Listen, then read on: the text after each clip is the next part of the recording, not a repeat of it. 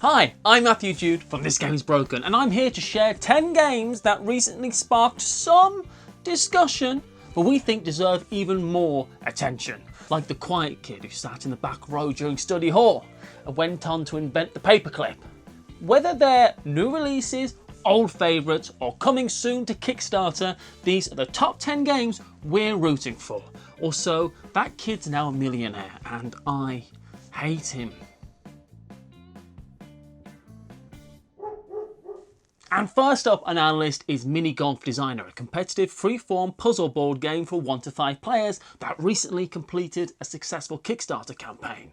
In Minigolf Designers, players compete to collect tiles representing sections of minigolf holes and arrange them however they like in order to form a 9-hole miniature golf course. The game is designed to be simple and fast playing, similar to minigolf itself, only without the sunburn and the rage. I, for one, have spent more than a single afternoon hiding in the bushes from the manager of my local mini-golf course after bludgeoning the glorified Antidote on hole 7, though it is technically now closer to hole 9. Anyway, on their turn, players simply pick a tile and place it on their mini-golf design. After placing around 40 tiles, the layouts are complete and players gain victory points based on certain aspects of their course and on the number of people drawn to their course. And then, the player with the highest score is the winner, which is the opposite of golf, but let's not dwell on that for too long. Moving on. Your role in the land of Dawnshade is small and often unnoticed, though not insignificant, like how I like to think of my role here on Watch It Played. Perhaps it's your destiny to introduce paperclips to the world of Dawnshade. And while there is unrest in the land, resolving that type of thing normally takes precedence over office supplies. 2 factions, the Unity and the Might, are at war for the hearts, minds and souls of the creatures of Dawnshade. And so you embark on an adventure in this cooperative dice rolling storytelling game from Highborn Games. With 34,220 combinations, players will never experience the same journey twice, unless of course they play 34,221 games of it. Checkmate, game devs! During the game, map tiles are drawn from a randomised quest deck to reveal a unique adventure with branching paths. Battles use a unique dice combat system set in the style of old JRPGs, such as Final Fantasy. Experience points gained from the battles and the events allow players to level up their characters as they continue exploring to uncover all the mysteries in Dawnshade's campaign. There's so much content to discover in Dawnshade that you'll likely need some sort of bent wire contraption to keep it all together. Paperclips. Paperclips are the running joke in this video. Paperclips. Like and subscribe now, people! Paperclip jokes coming. Paperclips. Paula got a whole song! At number 8 on our list this month is The Fight! We gotta fight them all! Which unfortunately isn't some type of overly aggressive Pokemon edition. In this game, you and your fellow crew have discovered an abandoned dungeon that's rumoured to house wondrous treasures within its walls. And the only thing standing between you and a ton of treasure are the hordes of monsters inside the dungeon who are looking for a good old-fashioned fist fight. But the real monster is loneliness. No? The real monster is monsters. That makes sense. The Fight is played over 50 levels. Each level takes only a few minutes unless you fight in a series of cool slow motion montages. Each level, players will fight against a group of monsters. There's no time for long strategy sessions. Use the weapons at hand, making the right combined decisions on how to fight against various monsters without revealing too much information to them. Because blind trust is not only the best chance you'll have to coordinate your strengths with the crew, but it's also the best way to claim lottery winnings while protecting your privacy from public records. I imagine I haven't won the lottery. Look at how I live. Do I look like I have money? Or a car? Or a working sink? In the 18th century, the Industrial Revolution began, introducing the world to automation, innovation and unpaid overtime. The first factories were founded by businessmen like Richard Arkwright, who made money spinning wool with his machines like the spinning jenny and the water frame. And while I'm sure that's fascinating, board games. In Arkwright, the card game, players operate a business and employ workers in their factories in order to produce and sell goods. The more workers they have, the more goods that can be sold. Currently scheduled for publication by Game Brewer this fall, Arkwright the card game is played over the course of 3 decades with 4 rounds per decade. On their turn, a new card is played in order to open factories, upgrade existing ones, or select improvements, or improve factory quality, build machines and employ new workers. When the game ends, players count up the shares they have accumulated and the player with the highest score wins, just like in a real factory. Here's a tale as old as time, Beauty and the Beast. Under the thick canopy of trees, the humble hedgehog is hurrying back to his harmonious home. But what's this? Uh-oh. Here comes the fox, looking for its next meal. Now, no matter what happens next, the hedgehog's journey home is sure to be a real adventure. In Hedgehog Roll, fuzzy little gosh darn hedgehogs roll across the forest floor, collecting apples, leaves and mushrooms, which allows them to move further along the path. The game can be played in either a competitive mode, in which players race against each other, or in a cooperative mode, in which everyone races against a sly and slightly carnivorous fox. Additionally, the game includes advanced rules that offer a challenge for adult players who also want to try their hand at rolling a literal Velcro hedgehog across a non-literal forest floor. It's a real Velcro covered hedgehog. That's pretty wicked. And while the following commercial break might seem bleak and uninspired by comparison to this game's fantastically fuzzy sphere, that works, fear not, fine friends, ad breaks are people too. Terrible, terrible people.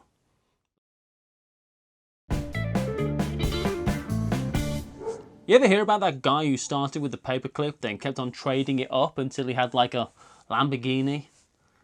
Yeah, I hate him too, but I do like trading a lot. Haggling, bidding, negotiation, so that's in part why Hafeez Grand Bazaar, the trading game of set collection and player negotiation for 2 to 6 players, comes in at number 5 on our list of games that intrigued us this month. Hafeez Grand Bazaar is played in a series of rounds, each of which consists of 4 phases of bidding on caravans influencing customers, collecting goods from caravans, trading and negotiation with each other to collect sets of goods, and selling their goods for maximum profit. But this is not your typical trading game, as players' interaction can get slightly more raucous and intense as players get creative with their haggling. Nothing is off the table, apart from the board which stays on the table. Also, the designers have never played a card game with Chaz, who I've seen instigate more than one bar fight over a hand of gin rummy. And now that I think about it, gin's got nothing to do with trading, but the trading might have had something to do with the gin. Hafeez Grand Bazaar is dynamic and ever-changing, so players will need to stay sharp and engaged to amass the most wealth, and to become the greatest merchant, you need a seat at the table. But it's the devious finesse you bring with you that'll win the day. No, Steampunk Rally Fusion isn't when you leave all your Steampunk Rally sitting out in the backyard under the summer sun next to a pile of old microwaves. Steampunk Rally Fusion is a new standalone game that can be combined with the original Steampunk Rally. It introduces new tracks with unique event cards, new part abilities, Gear Up and Overcharge, and a new card type, Secret Projects. It also debuts new custom dice representing powerful fusion energy, which doesn't sound dangerous at all.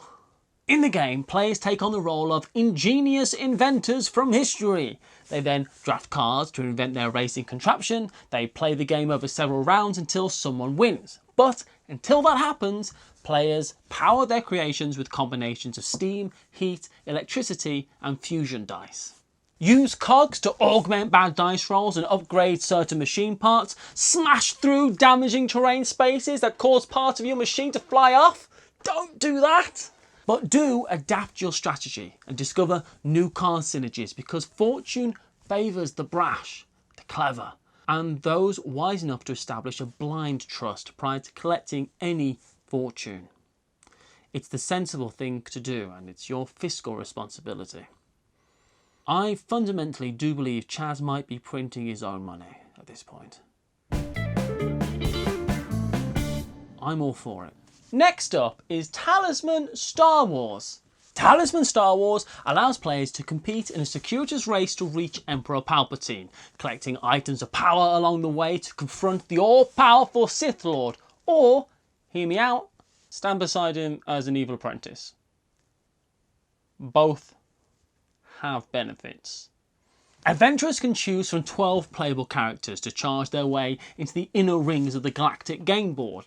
Luke Skywalker, Trash Can Face, really good at killing folk, Captain Sad Face, Count Dooku, which is inherently funny just as it is, and Colin McGregor are all among the custom sculpted game pieces true to every beloved Talisman game.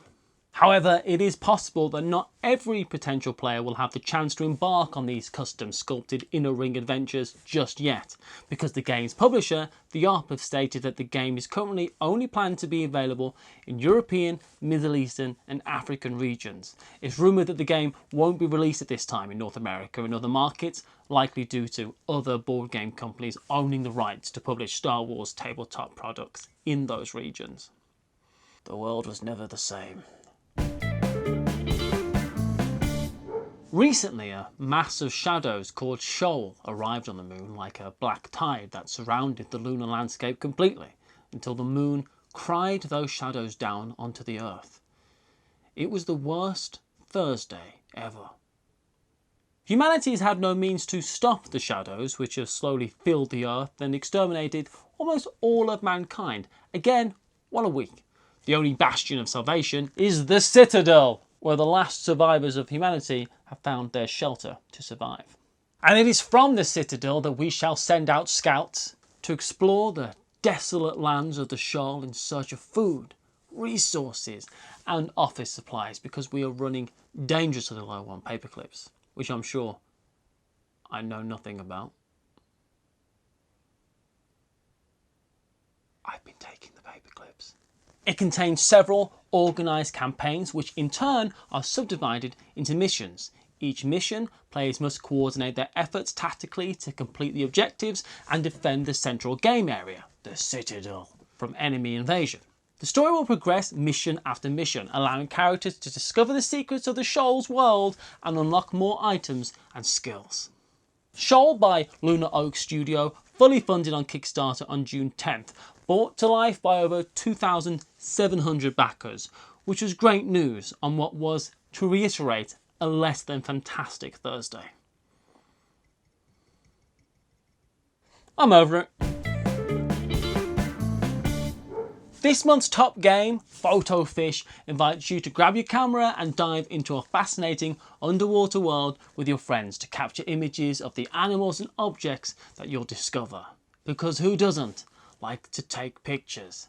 Other than vampires. And me, I don't like to take pictures. I normally just want to forget.